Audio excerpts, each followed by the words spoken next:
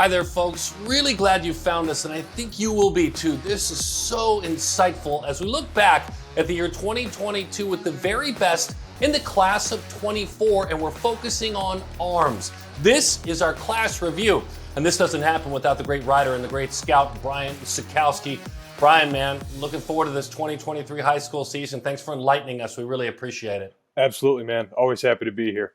It's interesting because when we talk about arms, we have to kind of stop at a guy who's listed as an outfielder, but I guess you could list him as a point guard, a forward, a quarterback, a wide receiver, whatever you want. In other words, Konner Griffin is such a special athlete. He's ranked second in the land, young man out of Florence, Mississippi, but you made sure to let us know we need to mention him as a pitcher at the very top of this show. Even though he's not listed per se, he very much is a pitcher. Yeah, he's one of the better two-way guys that we've seen in the last several years. And this is in an age of baseball where two-way guys are becoming, there's some two-way utility. Shohei Ohtani's done it at the big leagues. It's proven to be possible. Not everybody's going to be Shohei Ohtani, obviously, but it's definitely within the realm of possibility now. We saw Brendan McKay as a two-way guy drafted 4th overall several years ago. It's just, now it's something that we can think about.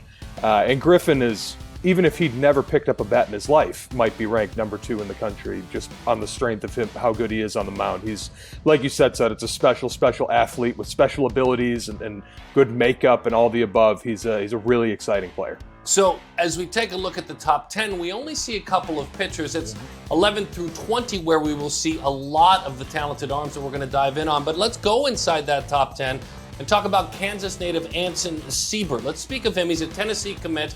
Love what they're doing for the last couple of years at Tennessee. Big arms is what they call for. Does he have one of those big arms? Yeah, and he's huge too. He's 6'8", 220 or something like that already. He's a substantial human being. He's only going to get bigger.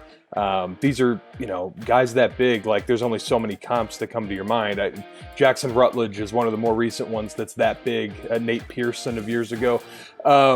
But Seibert does it easier than either of those two guys. His delivery is easier. The arm action's easier. It's better stuff at the same age level as opposed to those guys. It's a really exciting package. He throws a lot of strikes. Sometimes guys that are that big don't. There's no one else who's worthy. I shouldn't say there's no one else, but he's kind of grabbed that number 1 pitcher in the country, that number 1 PO spot, and he's got it pretty solidly right now.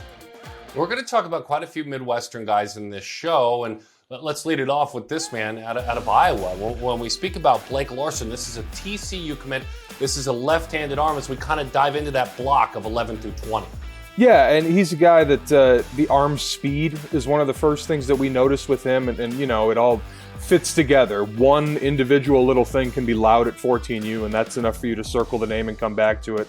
And, with Larson, it was kind of that combination of skinny, projectable body, arm speed, kind of raw as every 14-year-old is when he's 14. But the developmental trajectory with Larson is huge. He's going to throw really hard. The velocity's already coming. I would expect him to have a monster spring league, coming this year in Iowa. It just... that's a guy who the up arrow is right next to his name, and he's going to be pretty explosive as he continues to mature. That's right. Same thing, folks. Take note of that. Playing in the Perfect Game Spring League. No baseball till summertime, and he'll be playing travel ball by then. So I'm intrigued by Boston Bateman. I must admit there is this time in the perfect game world where, in this case at 24, gets lost in the mix just a little bit because we're 13-14, then we're all Americans. But here's a pitcher, 6'7", landed by Willie Bloomquist with ASU and Bateman. Those couple of things I'm excited about. Tell us who Willie is getting in that commitment. Yeah, we talked about Anson Seibert already. Bateman might be bigger in terms of physicality. Seibert might have him by an inch or two, but as far as like big, broad, physical-looking pitchers, Bateman is 6'7", 250, and looks like a college guy out there. It's a good body. He's huge. He's strong. He moves pretty well for a guy that's that big. He can really spin a breaking ball. The fastball's been 93, 94. It's intimidating. Even outside of the size, like that's a guy that snarls at you on the mound. Like it's intimidating, and he knows that he's intimidating, and that helps him pitch better. But yeah, he's fun. Going to Arizona State, excited for them to get him if they do. This is a guy we might be talking about next year as, someone who's going to get a lot of money in the draft. Florida's Haggerty High School, a very famous school as it pertains to prospects. And this is a two-way player when we speak of Talan Bell kind of going down the list of athletes. FSU commit. Who is he from the scout's eyes? Yeah, he's a true two-way guy. I think that, if you really polled guys at this point, and it's obviously way early being 2024, but maybe a slight majority might see him more on the mound long term. But right now, it's a true two-way guy. He's athletic. It's a loose swing. He can move. He can run. He can defend in a couple different spots. Like we said, the swing's really good. But on the mound, he has fun on the mound. Like, he messes with hitters. He's got really good command for a kid of his age. He knows how to pitch backwards. He knows how to sequence. He's got 3 good pitches.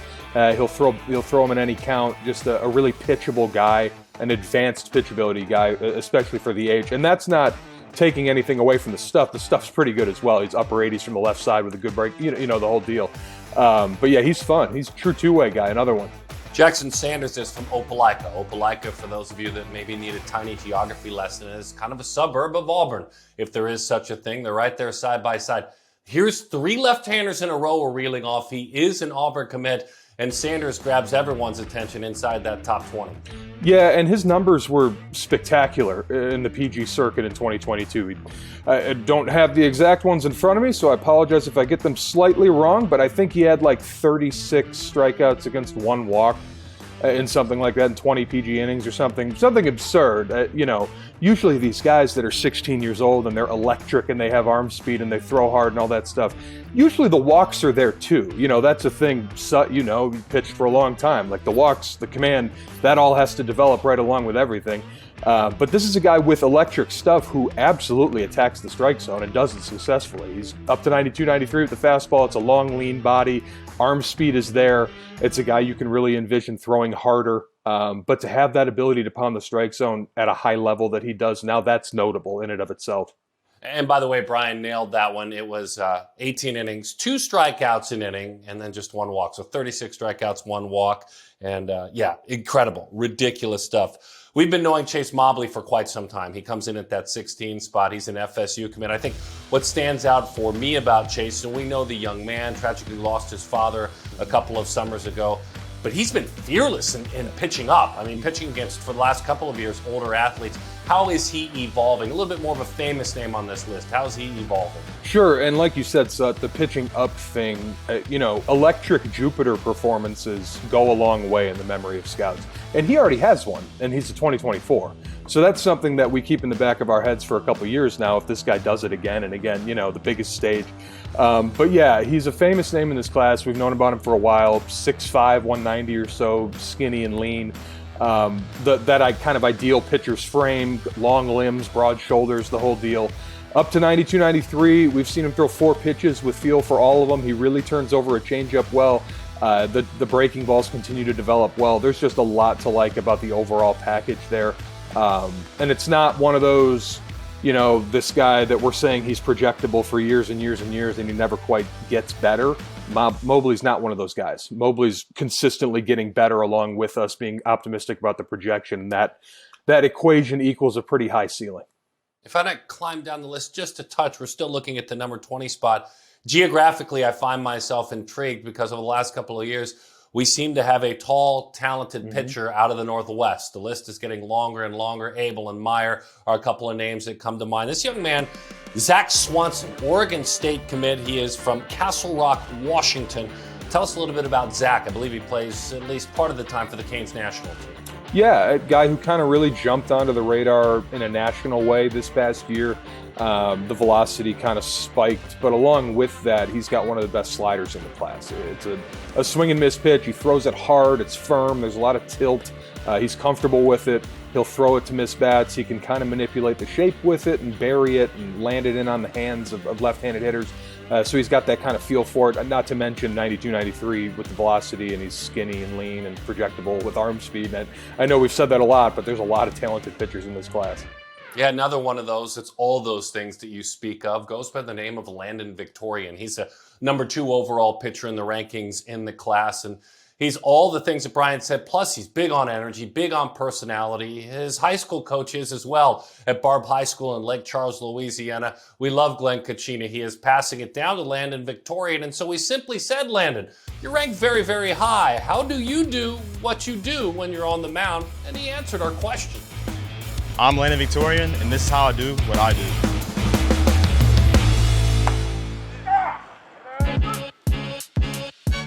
You know, I just do what's comfortable to me and what makes me feel like I can throw strikes. I take a side step and go like this, and then I just take it nice and easy. So I can take all my directions to the plate, and then I really push off my back leg. And then when I throw the ball, I want to be explosive so I can get all the velo I want. And then my front leg's like literally straight when I throw the ball.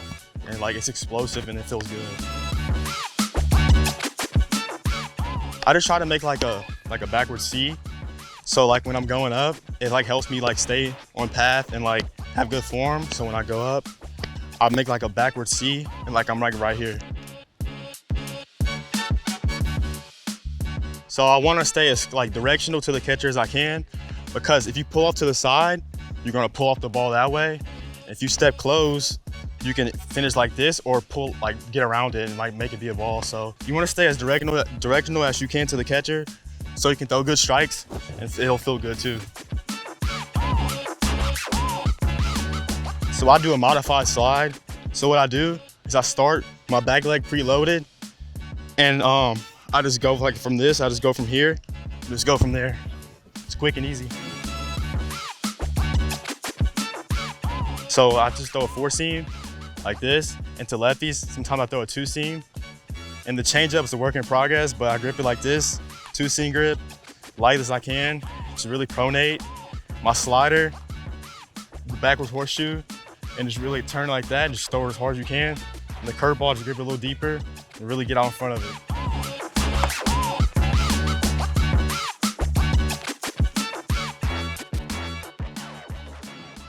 All right, I'm going to put you to work because he shared his thoughts, Brian, and that was insightful, very, very cool.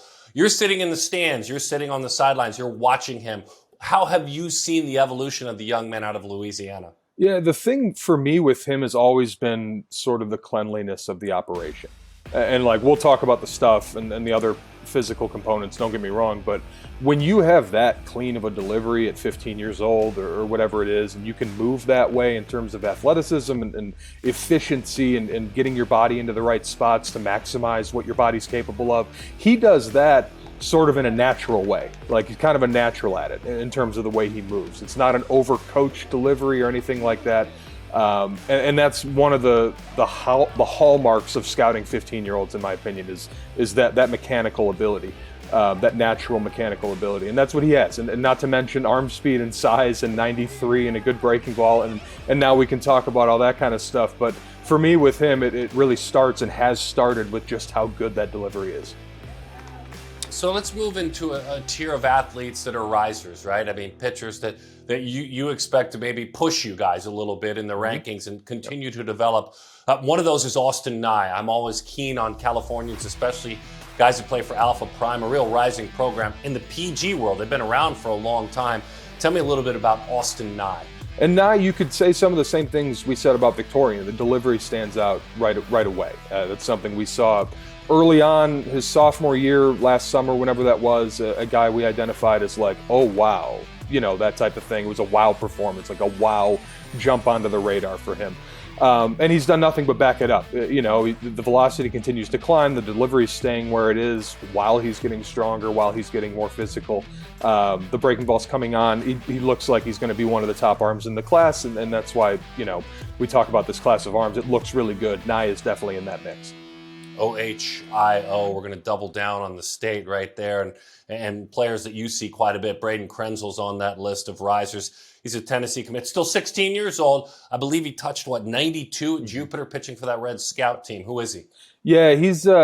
We talked about him on the Jupiter recap show. Sut. He's the son of Craig Krenzel, who played quarterback at Ohio State a long time ago, or maybe not that long ago, depending on how old you are when you're watching this. But either way, Columbus kid, he's got all kinds of athletic bloodlines. We know that.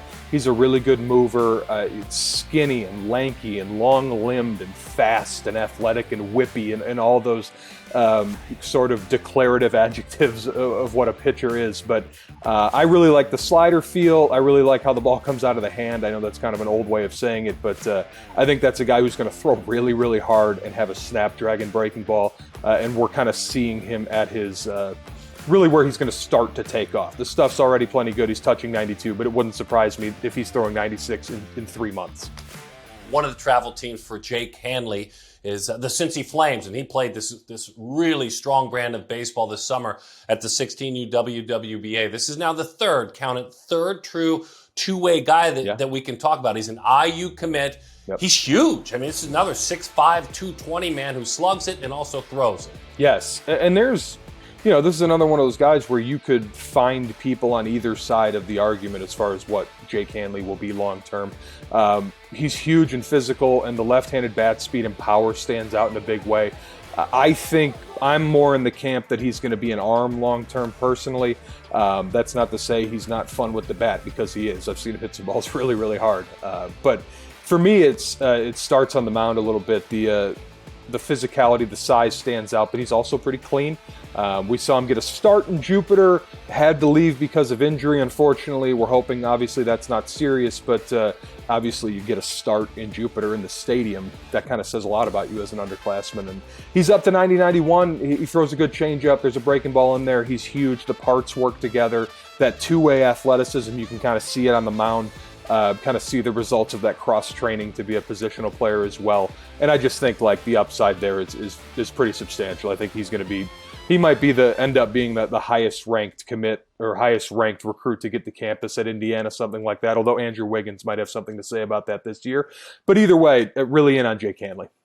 So let's put a bow on it with this question, and thank you for all the great scouting reports you shared with us. Remind those that are watching, when we get to the calendar year 2023, right, and it becomes January, it thaws in a lot of the places you're talking about. High school season is upon us. Remind everyone that may be a casual viewer how important the year 2023 is for a 2024 and why. Yeah, so the 2023 year is when the 2024 grads are on that circuit that we talk about, or on that circuit that we're responsible for in so many ways.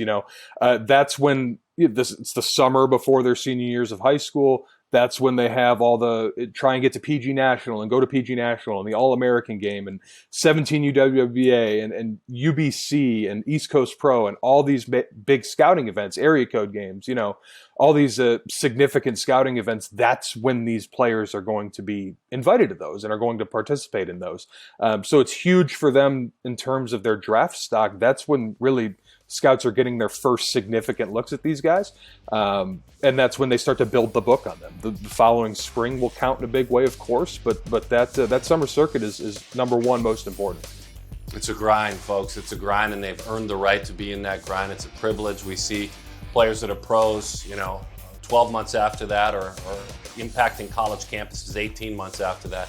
Great preview, my friend. Thank you so much for your insights on all these talented arms. Thanks for having me, Sud, as always. Looking forward to the 2023 season right here on Perfect Game TV. He's Brian Sikowski. I'm Darren. We'll see you next time.